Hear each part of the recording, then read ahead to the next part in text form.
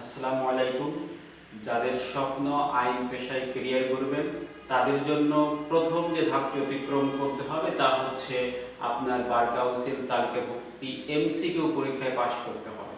আর MCQ পরীক্ষায় আপনারা কিভাবে পাশ করবেন এজন্য বিটিসি একাডেমি নতুন একটি চিন্তাভাবনা নিয়ে একটি ইউটিউব চ্যানেল খুলেছে, যার মাধ্যমে আপনি বার কাউন্সিলের সিলেবাসভুক্ত যে 60টি বিষয় আছে 60টি বিষয়ের উপর ভিডিও টিউটোরিয়াল পাবেন, যাতে করে আপনি নিজেই কিন্তু ঘরে বসে এই বার কাউন্সিল তালিকাভুক্তি পরীক্ষার প্রস্তুতি সম্পন্ন করতে পারেন।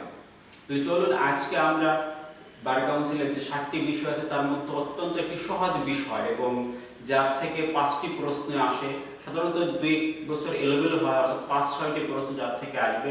একটি ছোট্ট একটি আইনের সম্পর্কে আমরা পরিচিত হই, এক নজরে আইনের বিষয়বস্তুগুলো আজকে দেখব, এরপর ধারাভিত্তিক আমরা আলোচনায় চলে আসবো। আজকে আমরা প্রথমে যে আইন নিয়ে কথা বলবো এটি হচ্ছে তামাদি আইন 1908, অর্থাৎ দ্য লিমিটেশন অ্যাক্ট 1908 সালের আইনটি, এটি নিয়ে কথা বলবো। আমরা জানি যে তামাদি আইন এটা বার কাউন্সিল সিলেবাসভুক্ত একটি আইন, যেখান থেকে 5-6টি প্রশ্ন এসে থাকে। তবে চলেন আজকে যাই তামাদি আইন সম্পর্কে একটু পরিচিত হয়ে নিই। তামাদি আইন 1908 সাল হলো এটা সর্বপ্রথম বিধিবদ্ধ হওয়ার কাজ শুরু হয়, প্রণয়নের কাজ শুরু হয় কিন্তু 1859 সালে। এই সালে এই আইনটি প্রণয়নের কাজ অর্থাৎ বিধিবদ্ধকরণ শুরু হয়।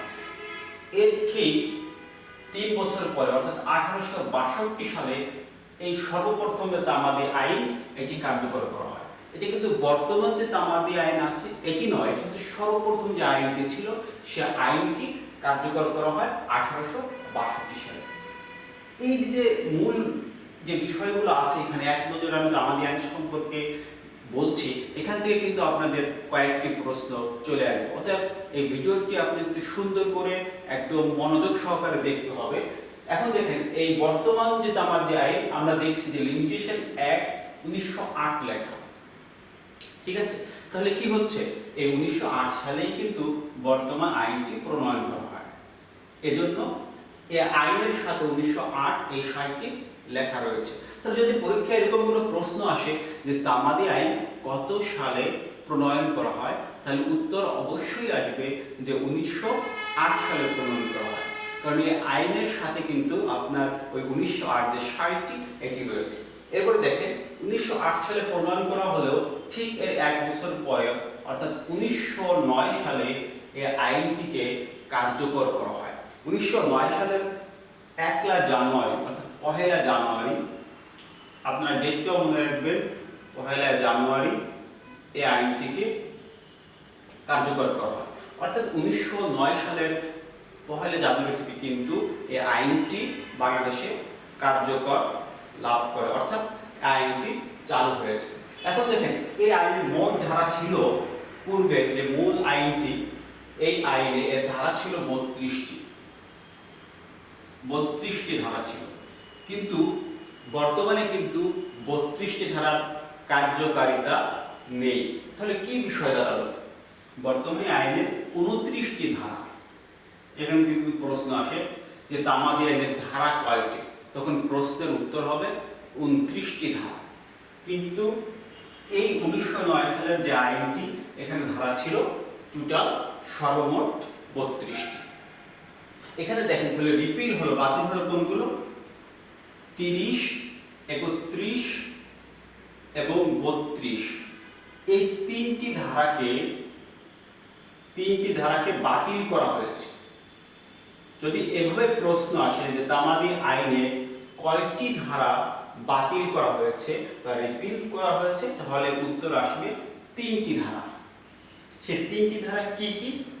1 নম্বর হচ্ছে 30, 31 এবং 32। এই 3টি ধারা এটাকে বাতিল করা হয়েছে। এরপর দেখেন তফসিল, যে মূল আইনটি 1908 সালের যে আইন, এখানে মূলত 3টি তফসিল ছিল। 3টি তফসিলের মধ্যে এখানে তফসিল ছিল হচ্ছে 3টি। এই 3টির মধ্যে 2টিকে বাতিল করা হয়, 2টিকে বাতিল করা হয়। অনেক বইতে কিন্তু আছে যে 2টি তফসিল ছিল, এটা অবশ্যই ভুল হবে।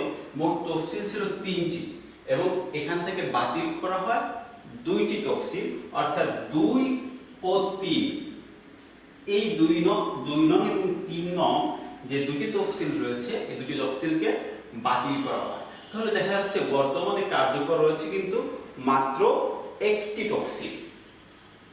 এখন দেখেন একটি তফসিল কোনটা, সেটা অবশ্যই 1 নং তফসিলটি, এটি কার্যকর রয়েছে, আর বাকি 2 এবং 3 একে বাতিল করা হয়েছে। এখন দেখেন আইনের প্রকৃতি বা ম্যাটারটা কি। তামাদি আইন যে আমরা বলছি এটা কোন ধরনের আইন, আমরা জানি যে আইনকে প্রথমত দুটি ভাগে ভাগ করা হয়েছে, একটা হচ্ছে পদ্ধতিগত আর একটা হচ্ছে তথ্যগত বা মূল আইন, সাবস্টেন্টিভ ল, প্রসিজার ল। এটা একটি প্রকৃতি, এটা হচ্ছে যে পদ্ধতিগত আইন বা প্রসিজার ল, এটি একটি পদ্ধতিগত। যদি এরকম প্রশ্ন আসে পরীক্ষায় যে তামাদি আইন কোন ধরনের আইন, তাহলে উত্তর হবে এটি একটি পদ্ধতিগত আইন, অর্থাৎ এখানে কিন্তু প্রক্রিয়া দেওয়া আছে। দেখেন এর সর্বশেষ যে সংশোধনটি আসে এটা হচ্ছে 2004 সালে, অর্থাৎ তামাদি আইনের সর্বশেষ সংশোধন হয় 2004 সালে। এরপরে এই যে প্রথম যে তফসিলটি রয়েছে, আমি বলছিলাম মোট তফসিল 3টি, এর মধ্যে 2টি তফসিলকে বাতিল করা হয়েছে, 2 এবং 3 নম্বর। তাহলে দেখা যাচ্ছে আমাদের বর্তমানে কার্যকর বা বলবৎযোগ্য তফসিল সংখ্যা রয়েছে মাত্র 1টি। এটি হচ্ছে প্রথম তফসিল। এই প্রথম তফসিলে কি দেওয়া আছে, তামাদি দেওয়া আছে, তামাদির মেয়াদ দেওয়া আছে, সময়সীমা দেওয়া আছে, একটি মামলা বা আপিল বা দরখাস্ত এই তামাদি কত হবে, মেয়াদ কত হবে, এই সীমাগুলো দেওয়া আছে প্রথম তফসিলে। মোট 183টি অনুচ্ছেদ এখানে রয়েছে। এই হচ্ছে মূলত তামাদি আইন সম্পর্কে আপনার প্রাথমিক যে তথ্যগুলো এখানে আমি উপস্থাপন করার চেষ্টা করেছি।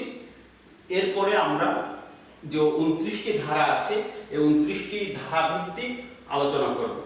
তাহলে আমাদের ভিডিওগুলো যদি আপনি দেখতে চান অবশ্যই আমাদের চ্যানেলটি সাবস্ক্রাইব করবেন এবং লাইক কমেন্ট দিয়ে আমাদের সাথে থাকবেন। আসসালামু আলাইকুম।